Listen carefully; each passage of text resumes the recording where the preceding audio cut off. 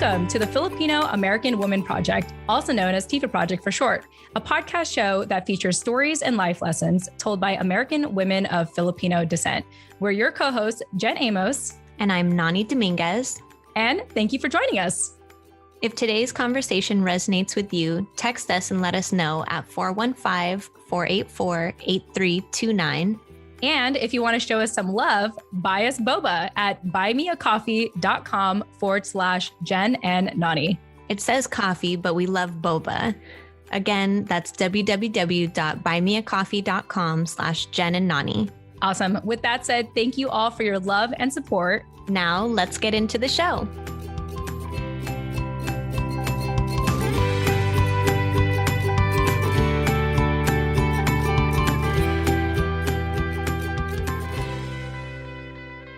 All right. Hello, everybody. Jen Amos here. Just wanted to give some quick, exciting announcements before we get into today's conversation with a local friend of mine in Virginia Beach. So first and foremost, I just want to thank all of you who supported us for getting our show nominated for the 16th Annual People's Choice Podcast Awards. Unfortunately, we did not make it into the final slate, which is pretty much the final round where people who had nominated shows or voted will have a final say in regards to who actually wins the 16th Annual People's Choice Podcast Awards. However, the bright side is that my other show made it, Holding Down the Fort podcast, which is actually primarily focused on military families, particularly active duty military families. And so if you want to continue supporting me as a podcaster, what's going to happen is that you may be receiving an email from Podcast Awards to help make the final decision on who actually amongst the nominees receives one of these awards. And so if you do receive that email and you can participate in the final voting, please help my other show, Holding Down the Fort podcast, get voted and nominated. You will be able to find that under the government and organizations category when you vote. And so that's it. So once again, I want to thank you all again for your continuous support. I will continue to apply for these shows because why not? It's fun to show up for these things and it's fun to rally the community to get recognized. I can't thank you all enough for being a part of that, being a part of our journey to, really take this show to a professional level. And yeah, I'll keep you updated on what comes next in regards to potential awards in the future. My second announcement is super grateful to the organizers of Podcast Movement in Nashville, Tennessee, for making this conference possible. I had the opportunity to be a part of the panel, which was titled Using Microphones to Shatter the Bamboo Ceiling, How Hearing Asian Voices Can Flip the Narrative Around Being Asian. And this was an exciting and fun panel that I was able to do with two other women who are of Asian descent to have this open discussion. And so the conference was really well organized. I really appreciated how you were able to wear special pins on your lanyards to indicate how comfortable you are with, being in close proximity with people or, practicing social distancing. Everyone was very respectful in regards to your choice to wear masks or not. But overall, it was just exciting and I guess a breath of fresh air to be able to be around people again, especially other podcasters. So once again, shout out to the Podcast Movement organizers for having made that event possible. I did hear that there were a lot of last minute cancellations, including a couple of people that I knew that weren't able to make it in person. So either way, just kudos to the Podcast Movement organizers for putting together such an exciting event at Nashville, Tennessee last week. And also, I would like to give a shout out to the nonprofit organization Vets to Industry. They are an organization that really helps military spouses in need of connections to resources, employment, and networking for their career goals. I had the fortune of giving the keynote speech at this event, which was last Saturday, August 7, 2021. And even though our podcast is not primarily focused on the military community, I myself was raised as a military child. And I know that a lot of people in our community, came here our parents came here because of the military, or some of us are actually serving in the military. And also why I like to share it, why I'm sharing it, is it'll give you a snapshot into my personal life and what I've been going through as of late. And so if you are curious to learn about the work I do, as well as, get a snapshot on what life has looked like for me in the recent weeks, we will have the replay to that keynote speech available soon, in which you can either check out at my other podcast show, Holding Down the Fort podcast.com. So moving on with my announcements, so many amazing things to share. So now I am extremely excited to announce that Nani has given birth to her new son, Hero. Oh, wow. I mean, we have been anticipating this for months now, and especially in the recent weeks. We didn't know when she was going to deliver, but she had recently delivered. You can check out all the updates on her social media accounts or on her Instagram account, Notes by Nani. I just want to say congratulations to Nani and Cad for welcoming your new son, Hero, into the world. We love you. We support you. We're excited for this next chapter of your life. And also on that note, this also means that we will be having a new co-host starting with the next commentary that I do, joining us here on the show. And so Nani and Cad, we're so happy for you, so excited for you. And I encourage all of our listeners to reach out to them, reach out to Nani, and congratulate them for their new son. And so that being said, be on the lookout for our next commentary, where we will be bringing on a new co-host while Nani is exploring this new chapter of motherhood. I'm really, really excited for this next co-host. You actually have heard her on the show before, and she had invited a lot of guests on the show. And so I feel like once you hear her, you will not be surprised who it is. But either way, I'm excited that while Nani is, on break, on hiatus, you'll be hearing a new voice, a new perspective during our commentary interviews or during our commentary episodes. You will still hear Nani in the interviews ahead, only because we were pretty fortunate to get those done while she was still available. But watch out for our commentaries. I'm really excited. I'm also especially excited to share more things with you with this co-host. So be on the lookout for that. And also just another update, because Nani will be on break for now, please expect our weekly newsletters to be bi-weekly newsletters. If not, they will be sent to you every now and then. So please give us that grace as we, navigate, both of us actually navigate new chapters in our lives right now. So thank you all so much. The most important thing for us is to have a weekly consistent show for you. And part of that is because you all keep showing up and downloading our episodes. So that tells us that we are doing something good. And so just know that even though you may not hear from us as much, especially if you are direct messaging us or emailing us, and you may not get our weekly newsletters as consistently as before, we are still very dedicated to having a weekly show for you here at the Filipino American Woman Project. So thank you so much for your support. And all right, that is it. With that said, thank you all so much for indulging me and listening to these announcements. Now, please enjoy today's conversation.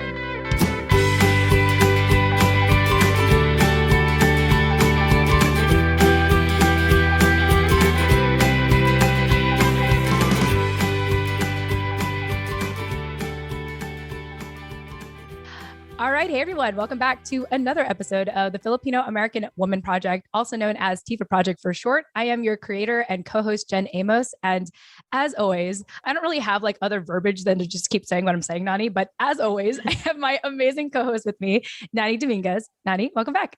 Hey, thank you for the intro. We can definitely do some research on that because I don't either. I say the same thing every time too. Hey, don't fix what's not broken, right?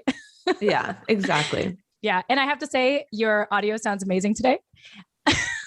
Thank you. Shout outs to my dad for this fancy mic that I am going to start using again.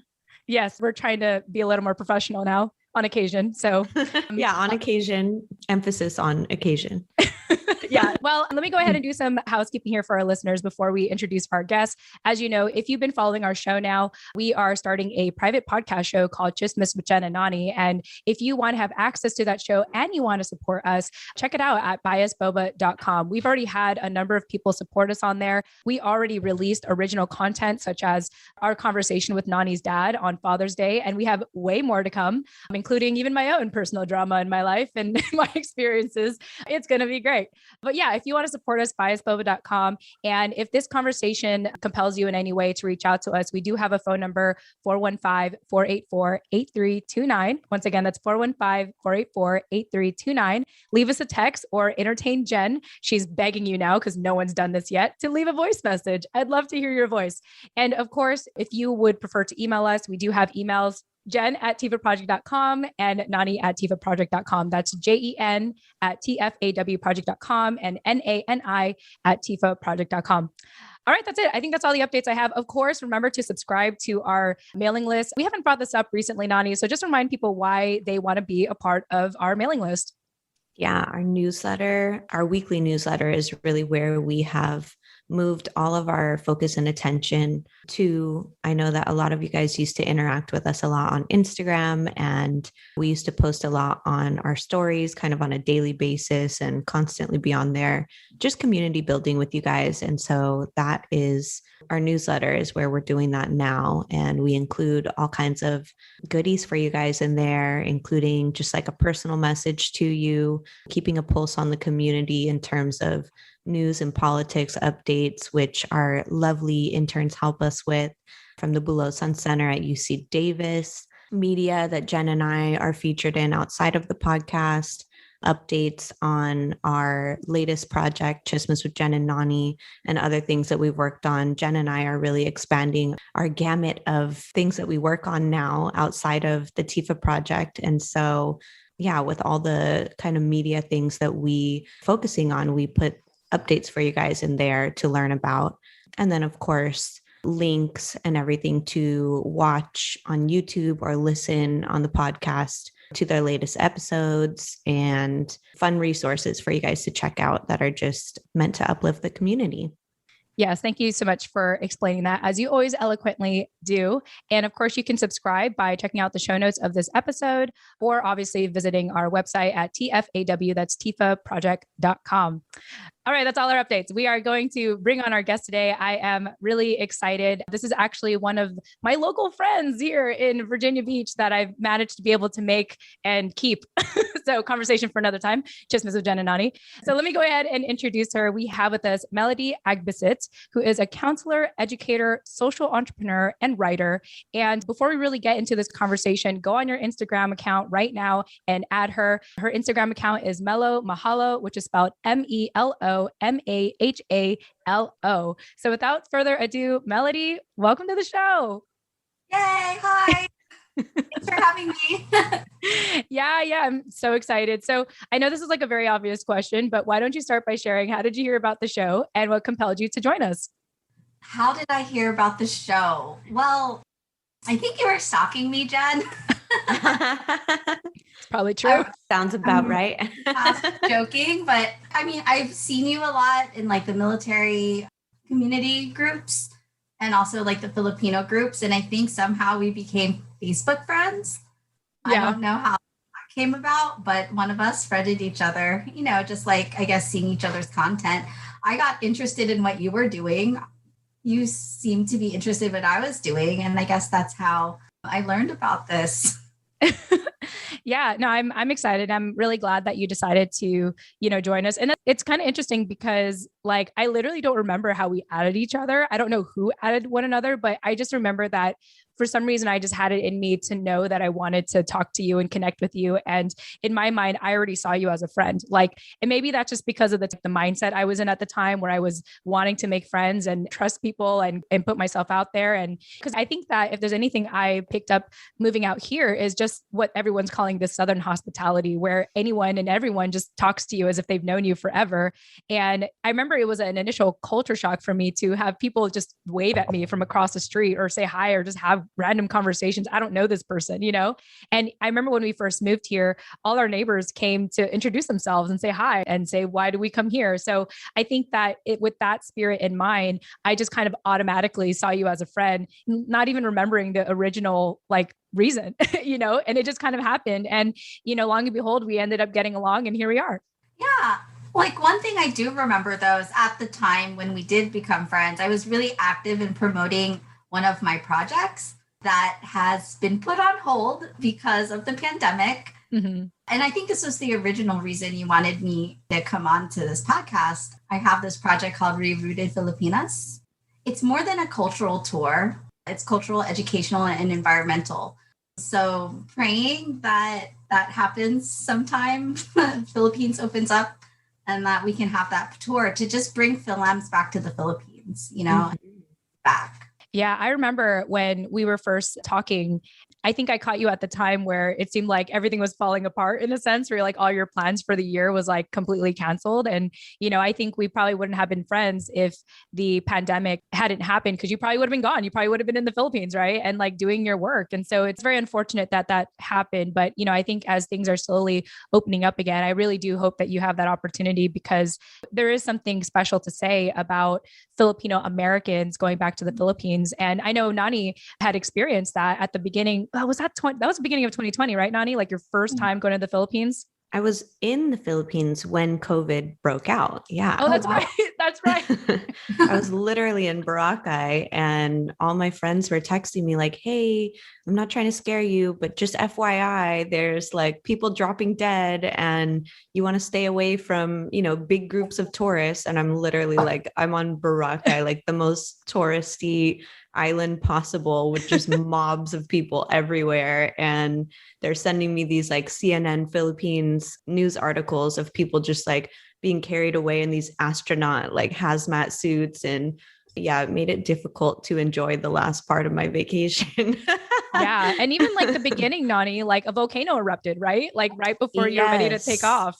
Oh my gosh. It was so interesting. I remember that, Jen, I was telling you this back at the time. That was when I first bought JL's Kapwa tarot cards. And I was going to try and learn how to read them and, use them essentially. And the first card that I pulled was the card of death.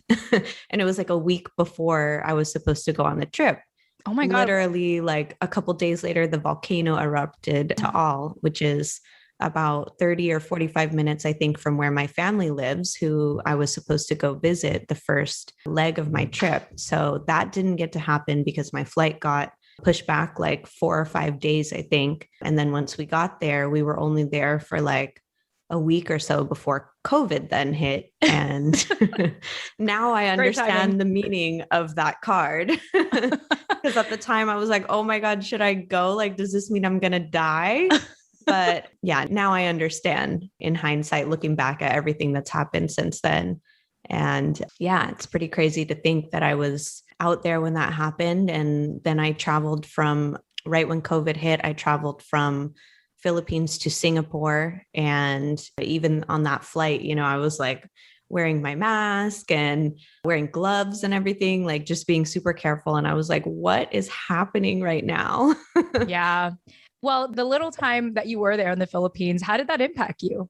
I think I was at first not really taking it seriously because I didn't know what it was. And I was just okay, I'm on vacation. I really just don't want anything to disrupt my vacation. I'm here trying to connect with my roots and, soak in the motherland. And I was really trying to not let anything get in the way of that. And then once I left Philippines and got to Singapore, because it was really just the last couple of days that I was in the Philippines when COVID first hit, then I was okay, this is kind of scary, seeing everyone else take the precautions because it hit in Asia first before it came to the United States. And then it seemed to follow us back home when we came home. And so I was once I got home, that's when it soaked in that I was oh, this is something serious, a global pandemic, which is something that I didn't know how to process at the time. Oh, Well, crazy. That's just crazy. I can't even believe that was like, yeah, that was a year and a half ago now I at this point, since know. all of this So has much has changed. happened since then. Yeah. And, for me, it's like 2020 was going to be the year that I was going to start socializing in person and, getting to know all these events, and hopefully with Melody's help, like get to know the festivals, the local festivals, and all the good things that typically go on here. But obviously a lot has changed. And even as we get into this new normal, or another level of a different normal, it's interesting. There's like a level of anxiousness that I think even I feel trying to go out and socialize again. I mean, I was like, I have plans, as I mentioned in a previous episode, to go to Orlando, Florida in September. And I was talking to my family about possibly coming and visit. And my sister was like, oh, well, are you vaccinated? Like, are you vaccinated? Is Scott vaccinated? And either way, it's like, whether I am or not, it kind of just made me feel uncomfortable knowing that there's kind of this peer pressure in a sense, to conform a certain way so that, we can be in community with each other. But what if you don't agree to certain things, right? So it's an interesting time to say the least. And, from that moment of you going to the Philippines to now, I feel like it's been very interesting. Yeah. But anyway, I'm going to go ahead and turn it back to Melody. Obviously, this is obviously about Melody here. And Melody, yeah. So Can I add? Yes. So Nani, as you were talking, I was just like reflecting on, like why I made my project, like Rerooted Filipinas. And it happened, we're talking about national disasters, right? So do you remember in 2013 when Typhoon Haiyan hit the Philippines? Yeah. And that was the first major typhoon to hit land, and it was in the Philippines. And, the whole world was watching. Yeah. Yeah. And I remember when I heard about it, I was giving a lecture on leadership, women in leadership, and on civil engagement, and actually doing something about it. And I just felt convicted to do something about it. So in that time, I helped to organize a fundraiser for millennials. And as millennials, we raised over $10,000 in 3 weeks. Wow. We had over 100 volunteers who actually caring, at that time, we're in our 20s, we didn't really care. Not that we didn't care, but it wasn't close to us. Kind of like Nani, when you were going to the Philippines, it was just I don't know what this means. And then you feel connected, you were right in this, monumental event. And so at the time in 2013, this was this monumental event, and people started feeling connected. So I helped raise this money, and then I invited myself to deliver it to the Philippines. wow. Other groups that had raised a lot of more money, yeah, had a lot more money to raise, the older Filipinos. So I invited myself to go to the Philippines to drop it off. And while in the Philippines, a lot of the community was just who's this girl? How did she get picked? I'm I invited myself. I invited myself. Yeah. And so I remember talking to the governor of Tacloban, and, I told him about the fundraiser, and he's just well, why don't you bring some people back and we'll plant coconut trees and mangroves? And I was okay, let me finish my dissertation and I'll come back and do this. And he was just okay. And so I always had this in me, of coming back and bringing people to plant mangroves and coconut trees to to protect the land. I love that. From this devastation. So it took me a long time to finish my dissertation from then. That was I went in 2014. So 6 months after typhoon hit. It took me another 5 years to graduate with my PhD. But then it was just okay, 2019, graduated my PhD. Okay, I'm going to bring people. I'm going to the embassy, talking to all these people from all over the country, even other countries about hey, let's go back to the Philippines. Let's plant some coconut trees. Everyone's excited. I want people to be excited, going to Hawaii or going to Europe. Philippines is just as amazing and just as rich in culture, and just for sure, if not more, definitely more. Yeah. Well, we're biased over here, obviously. There's a thing to be said about planting your roots, not just culturally, but physically. I'm really into environment and environmental protection. So it's just you're leaving a piece of you in that has given you peace, if that makes sense. And so I don't know, it's just like this physical and like symbolic like metaphor in a way of like planting your roots and giving back and growing your roots. Yeah, I love that. I wish I would have known about your organization and everything. I mean, even though you didn't get to make it happen in 2020, I think that at the time that I was trying to organize this trip to the Philippines that I went on, like I had expressed to Jen many times back then, that's really kind of the type of trip that I was looking for. I was looking to do activities like that and connect with organizations and, you know, like go there to find myself essentially. And I ended up going with a group of my best friends who really just wanted to party, you know? And so that was cool too, because I got kind of macroscopic view of lay of the land and I got to understand a couple of the different islands, but it wasn't really any of the stuff that I wanted to, that was like the goal of me going there or the purpose of me wanting to go there in the first place. It was a nice first trip and I did have a lot of fun, but immediately when I came back, I was like, I already need to plan another trip because I just didn't get to do anything that I wanted to do, such as something like that. And I think Jen was even telling me about some other organizations that she knew of that did similar activities or kind of field trip event like things. And so that is something that I definitely would be interested in, like post pandemic. I mean, I don't know how it will work now that I will have a baby and all, but well, I definitely want it to be family friendly. Oh, nice. I mean, I already planned it. Like, yeah. There, it's already outlined. Like we had you just need the green light. Had like donated some flights. Oh, wow. You know, that's like amazing. Embassy, Philippine Embassy, Philippine Department of Tourism. They sponsored. Good for you. So, you have some like real professional organizing skills. Hopefully.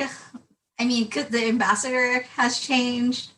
Oh, that's right. Yeah. Like my connections are changing. So, right. You know, praying that it's still cool to like, and like, hey, you guys already signed off on this. Can we just continue? Yeah. Can we just pick up where we left off? Yeah. It's like, you may not know me, but the last ambassador did. And and he loved me and he featured me in Philippine Star. So yeah. So hopefully you guys had a great relationship. Yeah, for sure. Yeah. I mean, part of why I also wanted to bring Melody on the show is she's just quite the mover and shaker here locally. Because Melody, you were born and raised here in Virginia Beach. So let's go ahead and transition over to a little bit about your background and upbringing and how you identify of being a Filipino American. Talk a little bit about like, you know, your family lineage, your upbringing here, and, you know, what does it mean to be a Filipino American woman for you? Right. So I think that's an interesting question because growing up Filipino American here in Hampton Roads or Virginia Beach, like East Coast Filipinos, we came here like 60s, 70s, 80s, like the big wave. Whereas like Hawaii or like California, they came like way earlier, right? Growing up, everyone I knew was first gen Filipino or like, you know, parents migrated here. Like I had one friend who was different because her mom was born here. And like I didn't understand, like young at the time, I didn't like most of the people I was around was Ilocano. Most people like their dad was in the Navy and their mom was a nurse. So in my head, that was what Filipino meant. It wasn't until much later, like middle school, when I learned that like, there's a lot of people who are like not Ilocano and that my Ilocano upbringing is not like all of Filipino. And it wasn't until like even my PhD, you know, that I realized that my experience as Filipino American is different than someone who might have been brought up in like the West Coast. So I feel like that's kind of a loaded question to me because I'm a counselor and I'm also a counselor educator.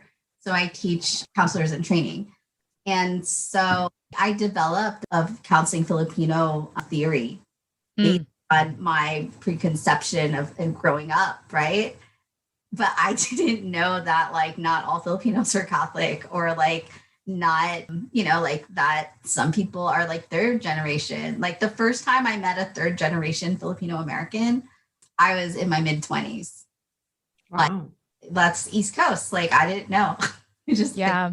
I think that's interesting. And, when we ask this question, and I know I asked it in a very loaded way, but like when we answer this question, it's usually having people, talk about, let's say, oh, my parents are from the Philippines. They came through the military or what have you. They were like the last person we interviewed. They had diplomatic parents, so like she herself had a hard time kind of identifying if she was like a first, second generation Filipino American or actually an immigrant, in which she realized she was an immigrant when she was already in college.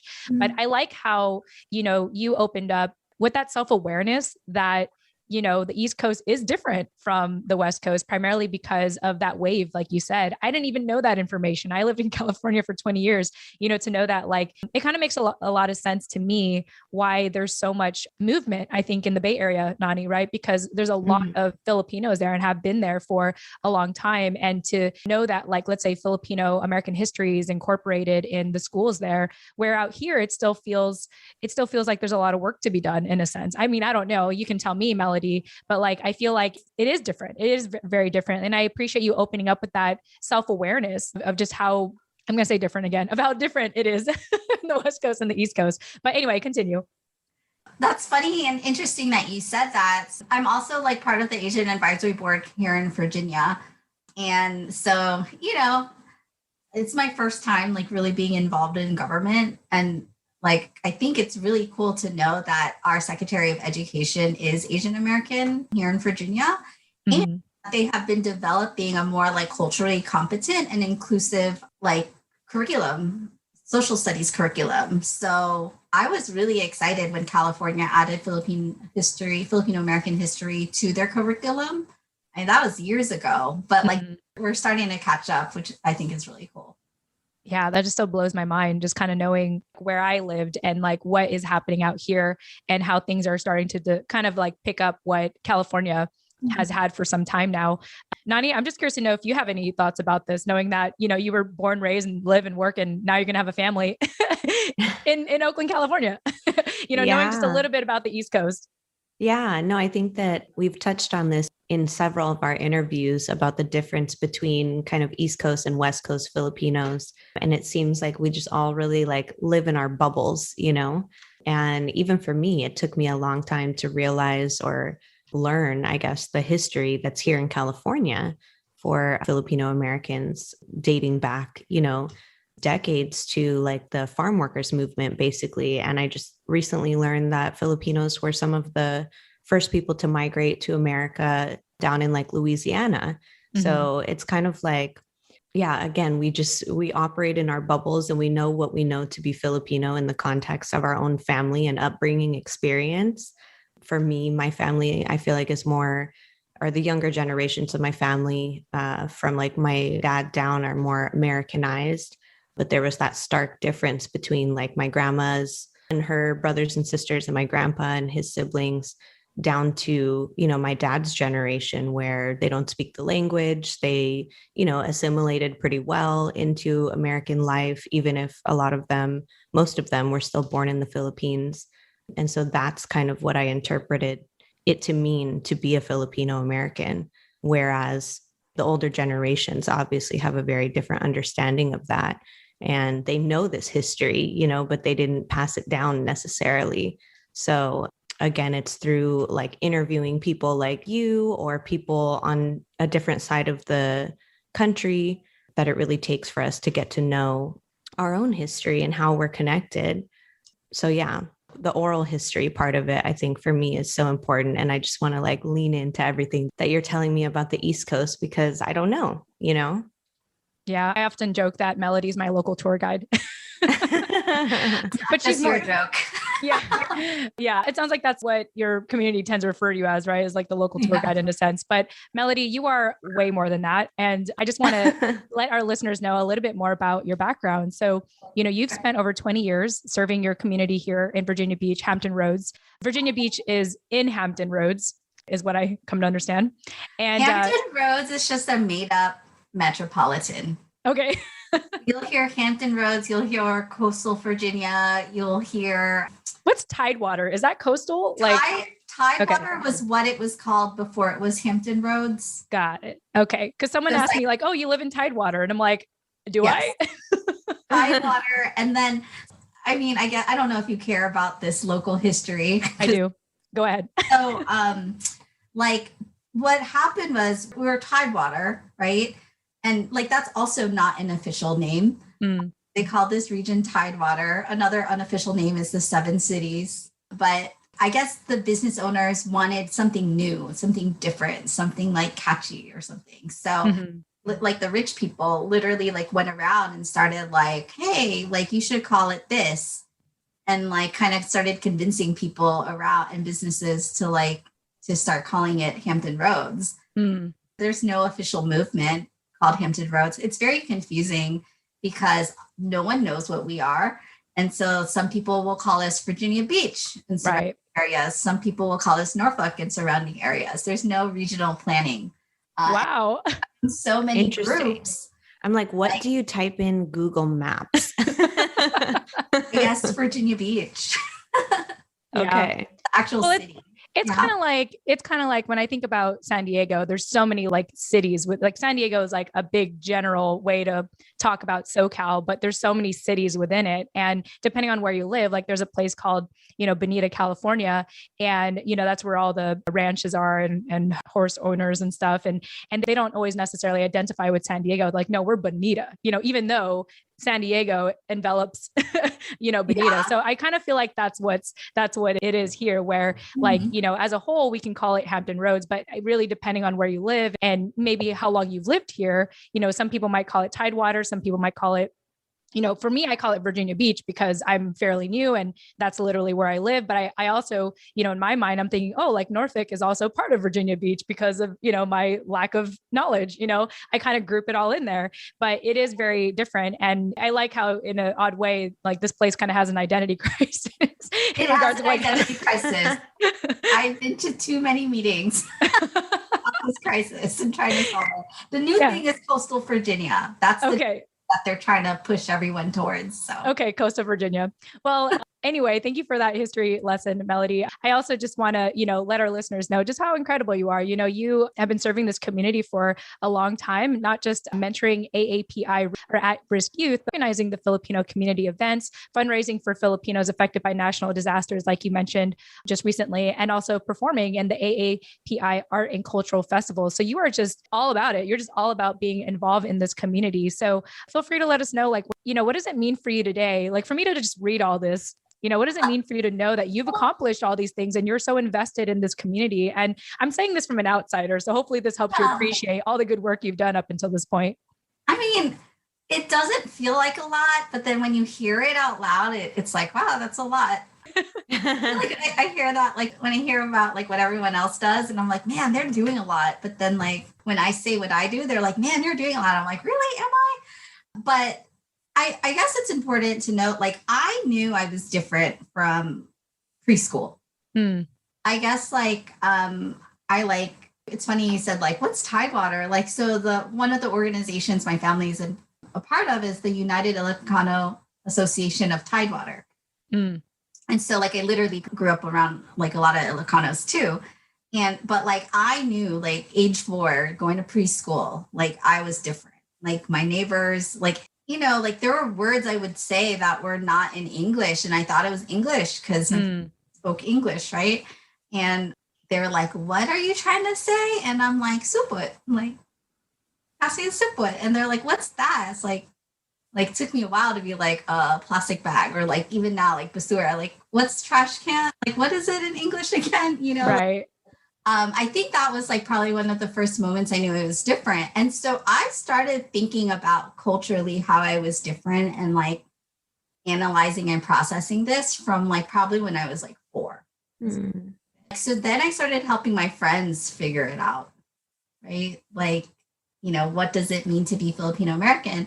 Like one thing I appreciate about my parents is, and I didn't find this out until like more recently, is when they migrated to America. Well, my dad was here first, and then that's a cute story if we ever get to it one day. But when my parents migrated to America, like they had a conversation about how they wanted to raise their kids. And one thing that they wanted to do that was different from how they were raised is they wanted like my brother and I to like have a voice and have an opinion. We got in trouble for those voices and those opinions, but like we were also raised to like, think critically, speak up. And so I started helping my friends, figure it out because like some of them didn't have that, I guess, encouragement. I know. Nope. My best friend hates being Filipino. She hates it. I haven't talked to her about it now, like now that she's a mom, but like definitely before she was a mom, like she hated it because she didn't know how to talk to adults, like 4 years old talking to adults. And she graduated college is stumbling upon her words to her first boss because she didn't know how to like stand up for herself. Self-advocate. Yeah. Yeah. Self-advocate. She was very upset about that. But like, I like started helping a lot and I was already a counselor by then, but like I was like helping a lot of my friends like navigate like how they feel about these different identities that they hold on to. So now as a therapist, that's like probably my favorite population I work with is like about a third of my clients, or at my practice, we call them patients, but about a third of them are Asian Americans, not just Filipinos, like trying Love to it. That. Yeah. And it's very healing. I follow this Filipino therapist in California.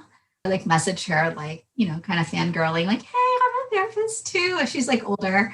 But she was just saying like one of the stories she said, and I don't remember if she said it directly to me or if it was one of her posts, but like it felt like she was talking to me. So I'm just going to say she said it. Like sometimes you experience things and it just feels like. Yes, it speaks to you. Oh, yeah.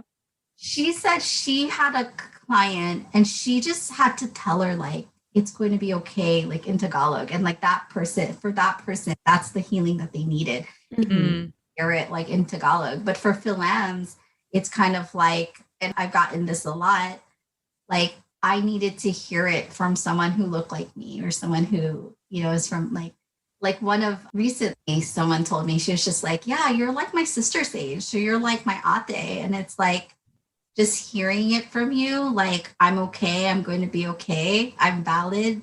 Yeah. Like it was healing.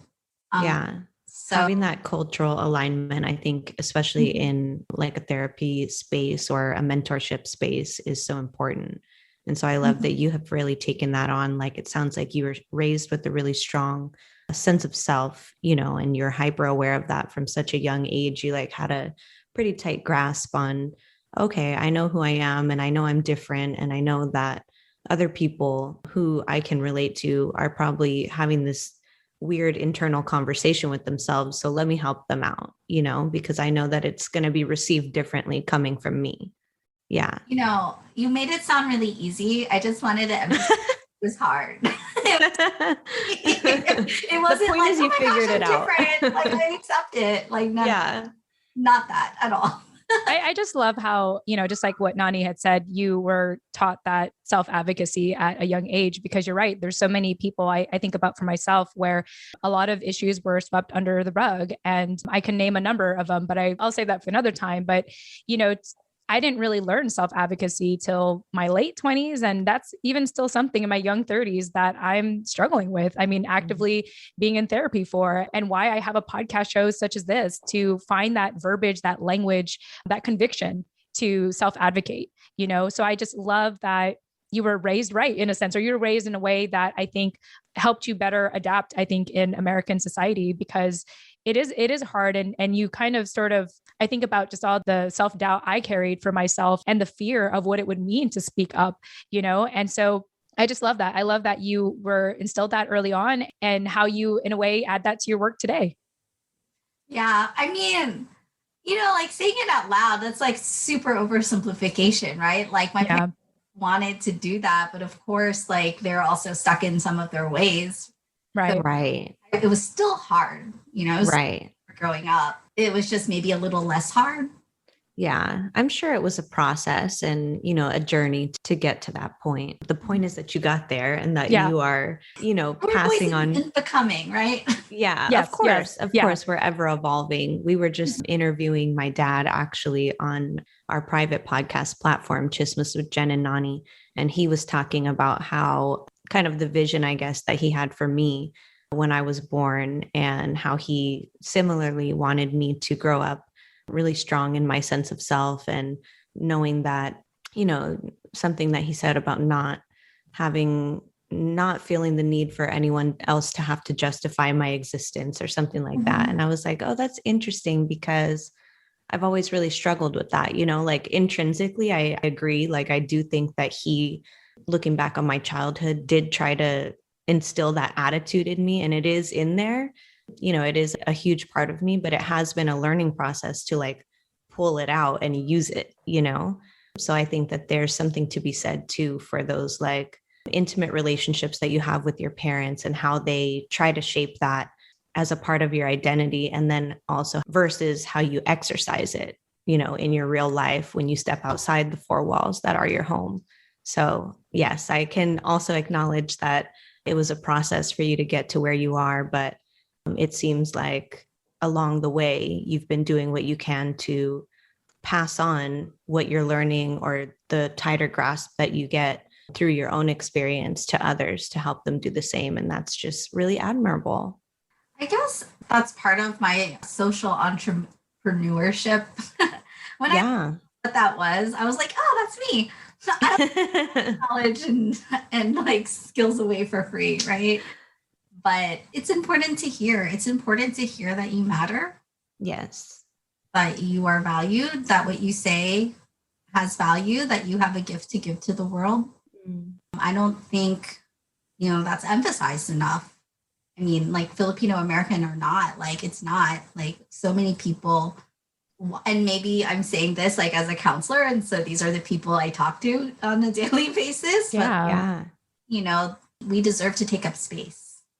Yeah. And I like that you're, not just speaking from your personal experiences, but on behalf of your patients, right? Like just knowing firsthand, talking to these people almost every day. Cause I know you've been doing a lot of therapy during COVID since we're stuck at home anyway. I know you've been working a lot. We've had these conversations, but I love that you can speak that with conviction, knowing that like, these are real issues. Like it is hard for some people to look at themselves in the mirror and say, I matter. My voice matters. Like I am allowed to take up space. I'm allowed to own it. I think it's a very common theme that a lot of us, struggle with. And to even go to something like therapy is quite taboo for a lot of people in our community. So the fact that, a third of your patients are, of Asian descent, and you're being that voice for them, you're being that face, you're showing that representation in therapy to say you matter. And you're right. It's like sometimes it takes a certain person, someone that looks like you, to say something that maybe someone else said, but because it's you, it sticks with you that much more. It's like, well, you said that. So if you said that, like, I believe it, compared to, let's say someone else saying it that doesn't have the same skin color as I. So I just think it's beautiful work that you're doing. And as I mentioned, I know that you're doing a lot. I know you're working a lot in therapy right now. Just give us a quick snapshot of what that looks like. Because I remember last time we talked, you're working a ton of hours, more so than, let's say, like the average therapist, or more so than you feel like you should be right now. Well, okay. So when I was in grad school, like over a decade ago, they really instilled in us that most people don't have the emotional capacity to be a therapist full time. Mm-hmm. And like just knowing me and like all the things that I like to do, like I'm also an event planner. I love organizing events, fundraisers. Like I love my special projects. I'm a writer of all sorts, right? Researcher. I'm a professor. Like I knew going into the profession, I did not want to be a full-time therapist. Mm-hmm. Funny because it costs a lot of money. Therapist, right? So I knew I didn't want to be a full-time therapist. But because of COVID, I was just like, oh, well, I'm not going anywhere anyway. So I took on a full-time caseload. I since then like decreased a little bit. So I'm a little bit under full-time right now. Oh, good. But I still teach. I still am the secretary and chair on the advisory board, or like health committee chair, not the chair. I still like freelance write. I still go to my own therapy. And I still try to see friends. and I have a husband. And so I try to spend time with him too. You know what? I'd like to say, and I think part of, and maybe this is just kind of like being in your 30s and like not having kids. Like I just in general, because I can speak on that, not having kids myself. It's like, I feel like we can do so much. I'm not saying that, parents can't do it, but it's like sometimes when I hear people doing so much, it has a lot to do with not having kids sometimes, right? Like just being able to have that flexibility in the meantime, just like how Nani is here with me doing all these interviews before her next season of motherhood arrives. But, it's a lot of good work. And I heard someone say this really beautifully. Actually, it was Gina from Make It Marico, the event planner, Nani, in the Bay Area. She wrote a whole blog about, sometimes if we're not mothers, we become community moms. We are giving back. We are helping other people in our community. And it sounds like that's a lot of what you're doing, Melody, is really just, I'm not saying that you don't want to be a mom, but it kind of makes me feel like because of all this time you have, it's like, I mean, comparatively, it's like you can do all of this incredible work. You can be this busy, and your husband's busy too anyway. He goes to work too. So it's like you can fill in that time with all of the, things that you do that make you so multifaceted. It's funny you say that too, because I feel like I always have this internal battle. Like I lived in Thailand for a little bit where I leisurely worked and I got to just, I had a mango man, like 50 cents for a whole cut up mango, or my mango man was like, I don't know, 30 cents, but he was the cheapest one, but it was so good. Like, exploring, like I miss traveling. Like I usually travel like every year somewhere. And I haven't done that in a while. And so it's like this battle between like all this work that like I know like my heart is set to do and like wanting to just vacation.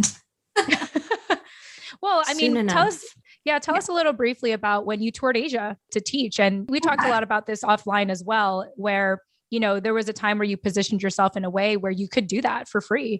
And I think that's worth mentioning as well, considering how you are a social entrepreneur. And I think it's worth sharing that perspective, kind of knowing like what you can do in order to be able to do something such as that, being able to tour around Asia. Okay. I'm going to rewind a little bit to like when like 5-6 years old.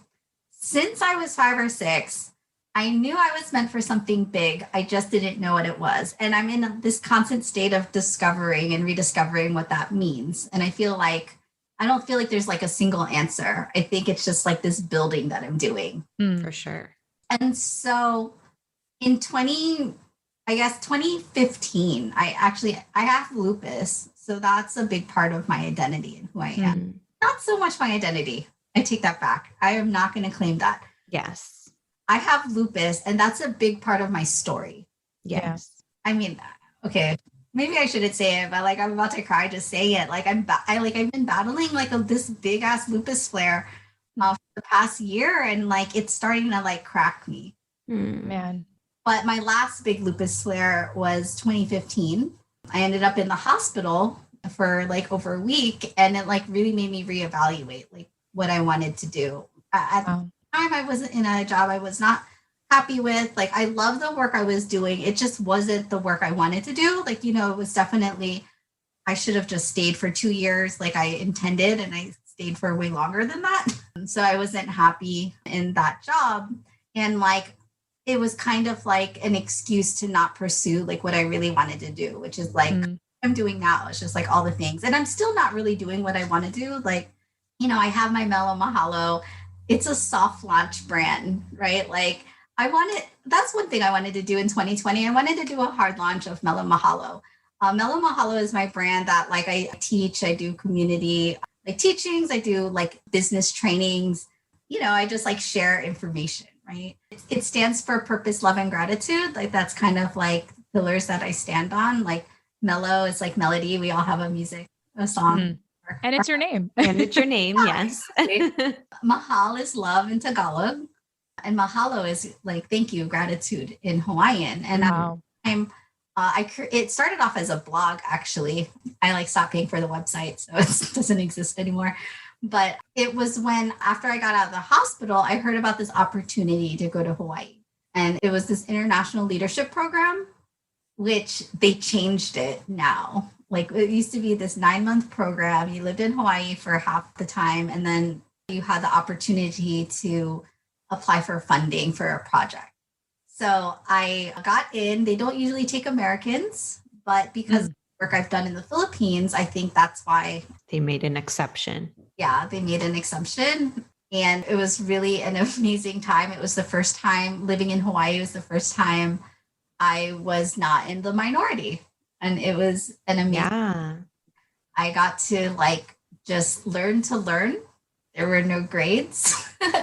It was just learning. Love that. It was amazing. And then I applied for my project. So what was really cool about this program, so this is at the East West Center, is called the Asia Pacific Leadership Program. Like all these leaders from Asia, and then me, like 24 people, I think we were from 13 or 14 countries, different disciplines, pretty much mid-career. It was amazing. We all had like different projects and different interests. So we were able to collaborate. Like I had this business model for Melo Mahalo that I created like, I don't know, almost a decade ago now. It's going to launch. So talk about it. Maybe one day it will actually launch.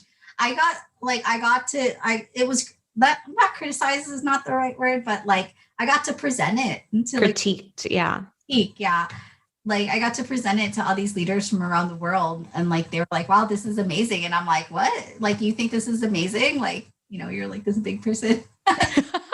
And so like, it was just such an incredible experience. So then, and like part of my social entrepreneurship is I want to make mental health accessible.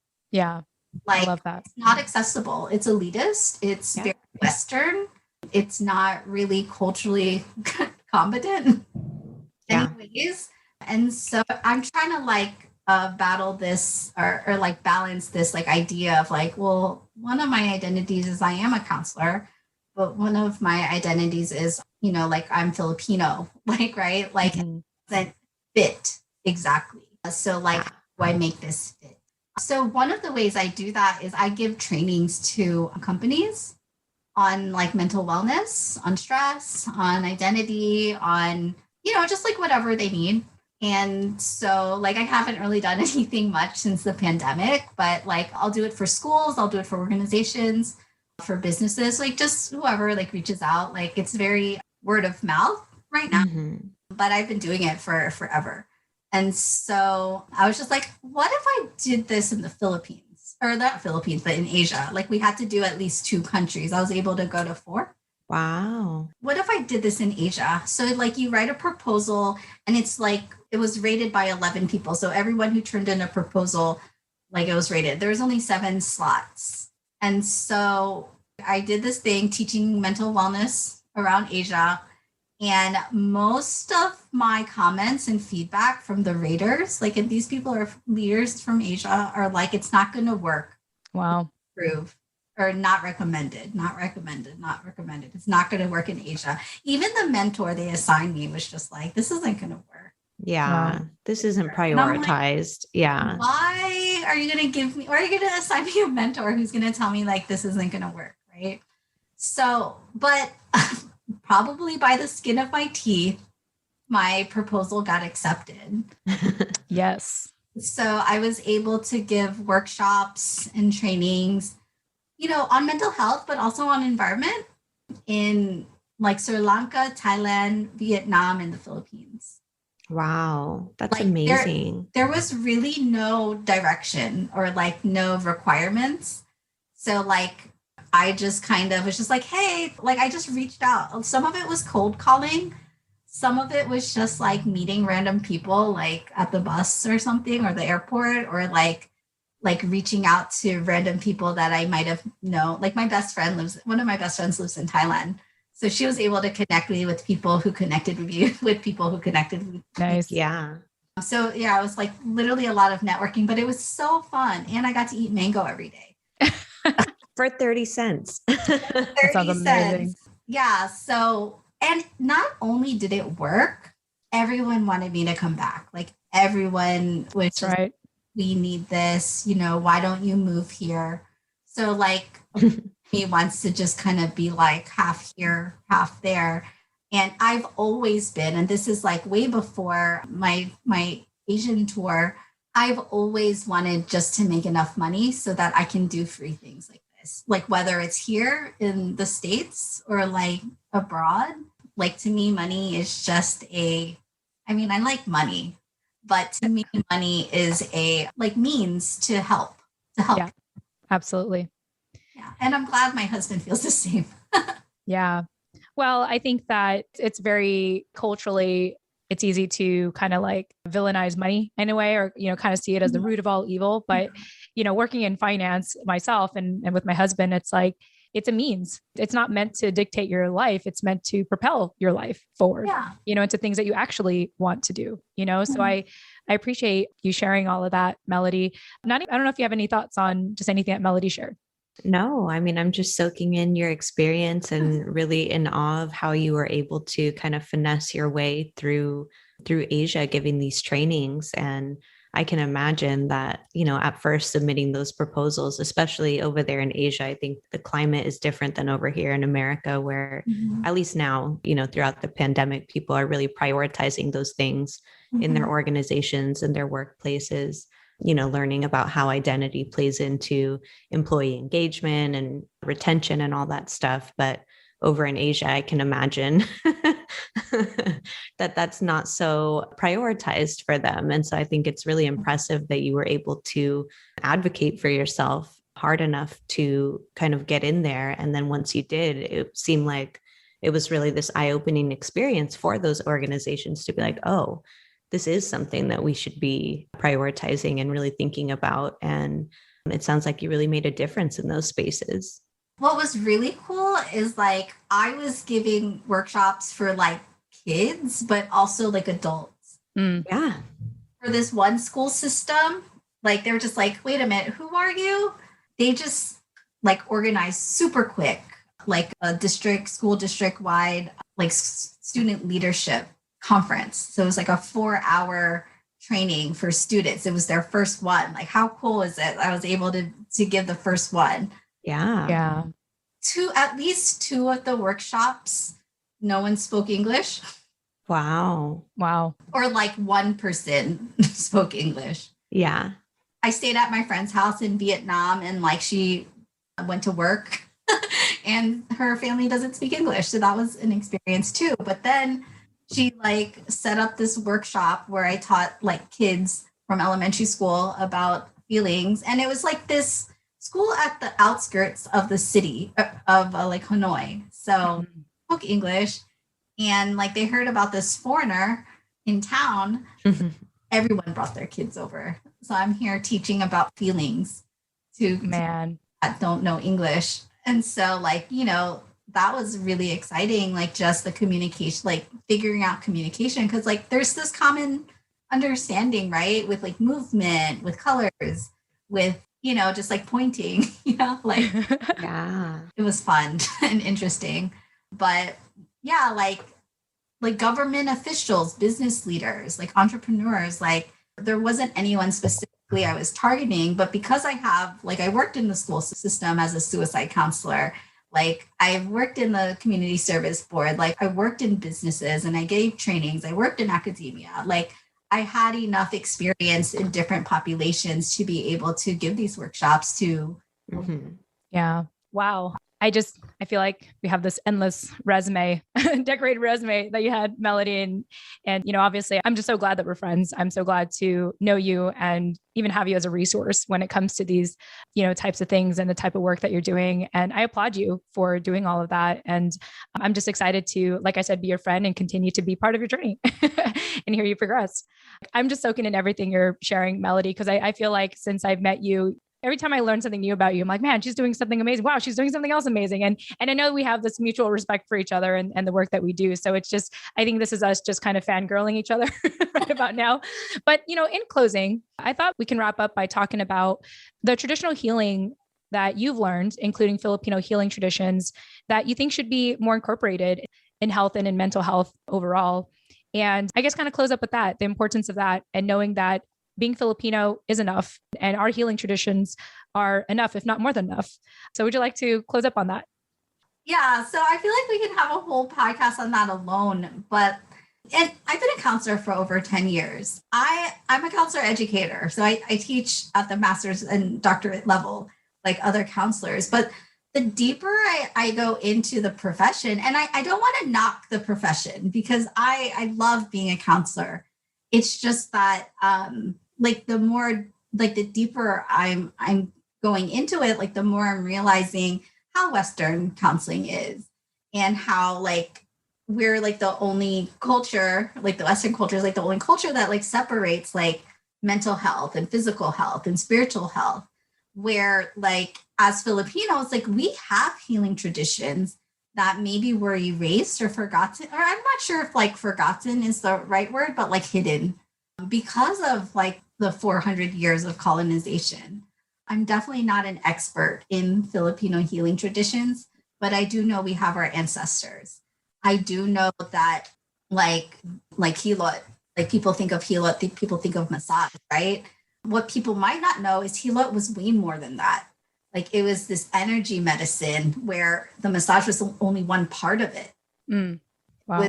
It was an understanding of how the body works, how the body, mind, and spirit all work together. And it was very intuitive. And a lot of Filipinos, like we're very intuitive, we're very empathic, we're very feeling oriented. But there's like this disconnect because we're taught not to feel and we're taught not to share. So then it leaves us with like all these emotions that like we don't know what to do with, and with all these feelings that we don't know how to express. So the more I learn about it, I hope to share it like with other people that we do, like as Filipinos, as Asians, as women, like we have something to give. Like that's more than just anything we can say, more than anything we can do. Like our presence alone is enough to be healing. And once we can utilize that and learn how to utilize that and learn how to appreciate that and know and respect it and know what it is, I think there will be a lot more healing in our community. So I guess just leaving you with, we are more than just our minds, our bodies, and our spirits. We're an integration of all of those things. So there's a saying in the mental health world, there is no health without mental health. So like that is so true, like even like in the context of culture. Wow. And when you talked a little bit about how we sort of separate like the emotions from, I mean, the best way I can describe it is almost like having the separation between logic and emotions, like, you know, a separation between your mind and your heart. And you didn't say it that way, but that's how I heard it. And that just really touched me because, you know, I think being a hyphenated American, you always feel like you're trying to find that balance. You're always trying to figure out like, okay, should I assimilate here? Like, what should I code switch to today? You know, and so just to hear that and to know that we are actually more than enough and we can take up space and, you know, and all of our multifacetedness is just, you know, it really speaks to me. And I, you know, it's funny because we didn't like know what the life lesson was going to be, but I'm glad this was sort of the case. Nani, any thoughts from you? Yeah, I think that that's a beautiful note to close on and something that you, the listener, can take the next week until we release the next episode to really contemplate and think about is how, as a part of our like Filipino identity, we're kind of just wired for connection and we are very connected just by nature to each other. And then the disconnect between kind of that inherent nature that we have as Filipinos, or the kapwa, our shared identity, and how we're culturally raised to not show our emotions and to push those things under the rug, and to, you know, we have this pressure or this expectation that's imposed on us to just act like we have it all together and not acknowledge when we need help. And so I think that that's you said it really beautifully, the way that you outlined that. And I think that that's something for us to all take home today from this episode and think about. Yeah, it's a lot to process. Ooh, that was good. Okay, I'm not going to ruin it anymore. I'm going to go ahead and start wrapping this up. Well, Melody, first and foremost, thank you for being my friend. And thank you for being on the show. And thank you for I'm just in admiration of the good work that you do and continue to do. And I know that there's going to be a lot of great things that you're going to do, especially when things open up again. And hopefully you'll be able to go back to the Philippines. In the meantime, this was such a wonderful conversation. Remember, to our listeners, if you want to reach out to Melody, you can find her on Instagram at Melo Mahalo. That's MELO MAHALO. On Instagram right now. Go ahead and reach out to her and let her know that you listened to her episode and you really like what she had to share. You could also reach out to us, 415-484-8329. Again, that's 415-484-8329, or email, Jen@tifaproject.com, Nani@tifaproject.com, or our website, tifaproject.com. We have a lot of links, and that's a lot of call to actions. I hope I'm not overwhelming our listeners. And of course, if you want to support our show, one more call to action, you can check us out at biasbobo.com and subscribe to our private podcast show, Chismis with Jen and Nani. Okay, I'm done. We love you all. Thank you all so much for being here. Nani, thank you for co-hosting with me as always. You're welcome. And to our listeners, we love you all, and we'll chat with you in the next episode. Tune in next time. Bye.